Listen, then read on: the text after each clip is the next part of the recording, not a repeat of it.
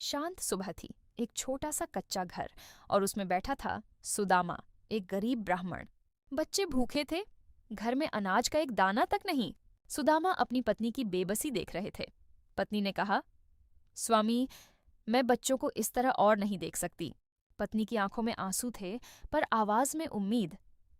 आपके बचपन के मित्र कृष्ण अब द्वारका के राजा हैं, उनसे मिल आइए। सुदामा ने धीमे से कहा, मैं अपने मित्र से कुछ मांगने नहीं जा सकता, लेकिन हालात ने उन्हें मजबूर कर दिया। घर में देने के लिए कुछ भी नहीं था। पत्नी ने पड़ोस से थोड़ा सा चिवड़ा लिया और एक पुरानी पोटली में बांध दिया। खाली हाथ मत जाना। सुदामा उस छोटी सी पोटली के साथ निकल पड़े। लंबा सफर, धूल भरे रास्ते, और आखिरकार सामने था द्वारका का भव्य महल। दरवाजे पर खड़े सैनिकों ने उन्हें रोका। कौन हो तुम? सुदामा ने झिझकते हुए कहा।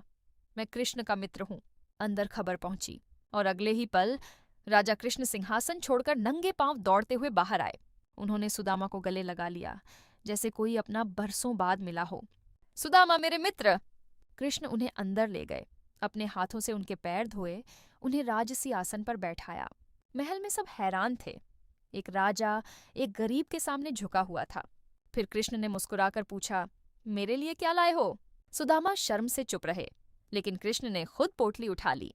जैसे ही उन्होंने चिवड़ा देखा, उनकी आंखें चमक उठीं। वाह, मेरे मित्र का प्रेम! और वे बड़े आनंद से उसे खाने लगे। सुदामा कुछ भी नहीं मांग पाए।